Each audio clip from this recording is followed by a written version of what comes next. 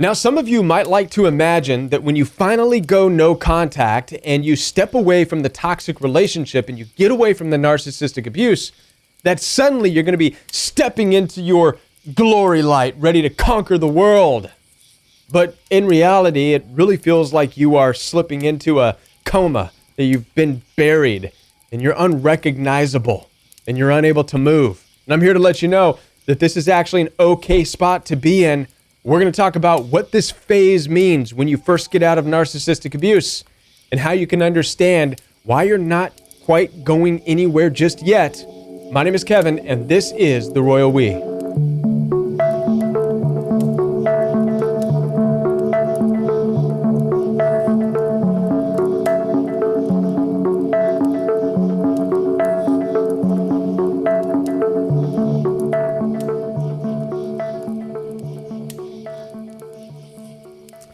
Now, the reality is that when you get out of a toxic relationship with narcissistic abuse, that in fact is not the end of the journey and you stepping into your complete freedom. Oh no, it's not even really the beginning.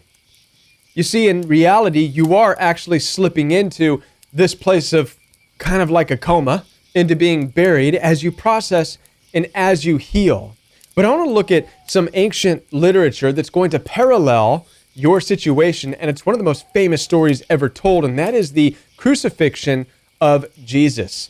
Now, the story of the Crucifixion of Jesus just so happens to be the absolute worst narcissistic beatdown ever recorded in history, as they beat him and lied about him and nailed him to a cross after whipping him, putting thorns on his head, all out of their own envy, jealousy, rage, and anger, because he was loving, giving, kind, generous, and stood for morality, right? So a lot of the things that you've experienced in your toxic relationship, and I know some people are going to say, how can you compare narcissistic abuse to what Jesus went through?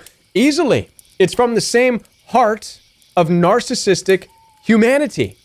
Just because you physically were not put up on a cross with nails in your hands doesn't mean that in the heart of the narcissist, that wasn't the same intentions, because it is. Most of us who deal with narcissistic rage are in fact dealing with that same hate. You've experienced that hate. You saw it in their eyes. But the reality is we don't live in a society where that kind of public punishment, if you will, is okay. But don't for a minute think that they would not hesitate to rally people around and get you strung up if they could, especially in their narcissistic rage. That hatred is from the same place in their heart. So I can absolutely use that. Jesus did nothing wrong in the story. He did nothing to deserve what happened to him. In the story of you and narcissistic abuse, you did nothing to deserve the abuse that you endured either. But now watch this. In the story, Jesus was crucified. And when the crucifixion was done, when he finally died on the cross, he did not spring up off the cross and say, "So long, suckers, I'm out of here. Living my best life now." No. According to the ancient literature, he actually disappeared for a period of 3 days. He was buried. His body was buried. And now, why am I bringing this up? Because when you get out of a toxic relationship, when you are away from the actual abuse, you're going to fall into this place where you feel just non-existent. You feel as though you've been buried. You feel as though you've slipped into a coma. You don't recognize your surroundings. You're not sure if anybody can relate to you anymore. You definitely don't feel like jumping up saying, here I am, I'm free and I'm powerful now. None of that stuff. And now there's a lot of theological debate as to what took place when Jesus was buried. Why? Because Jesus could have sprung up off the cross saying, "Peace out, deuces, I'm done, I'm a conqueror, I fulfilled my duties and I'm out." But he didn't. And the theological debate is this. Some argue that he walked through hell. Some argue that he awakened the saints that have all passed before him. And now this is important for you and I to understand, because when you finally go no contact and get out of an abusive relationship, your healing journey begins, and the beginning stage is going to feel like you are walking through hell as you are cutting the bonds and the enmeshment and the ties that connect you to that toxic relationship, it's going to feel like hell as you feel alone. At the same time, you're also going to feel like using your voice to cry out against the horror, against this atrocity that is narcissistic abuse. Not only that, but you're going to cry to help wake people up. This is happening. This is real. Narcissistic abuse is real. The cruelty of the hearts of this world are real. You're going to be that voice waking people up. Do you see the parallel that's taking place? And now let's talk about the time. The actual crucifixion of Jesus took maybe half a day. From beating, from the punches in his face, to the time where he finally died. He was buried for a period of 3 days, significantly longer than the actual narcissistic beating. All right? So this is important for you to understand. So how long will you feel as though you're buried? How long will you feel in this place where you are walking through hell, or you need to be a voice that's waking people up with you? Well, it might be as long, possibly a little bit longer than the moment you realized you were getting beat up verbally or emotionally in that relationship. Be okay with it.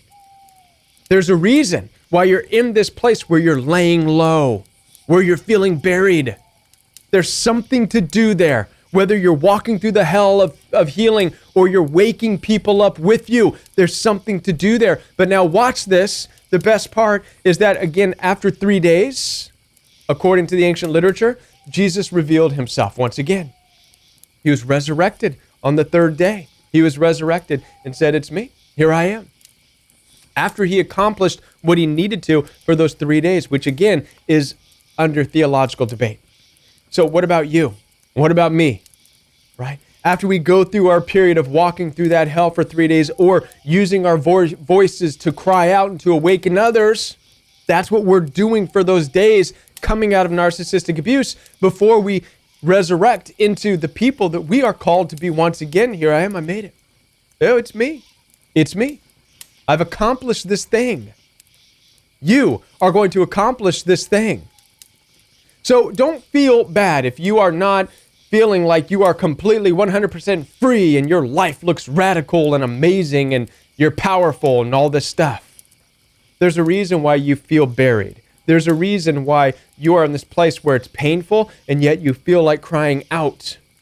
And I like to use that parallel of the crucifixion of Jesus, and I think that you can apply that to your own life as well.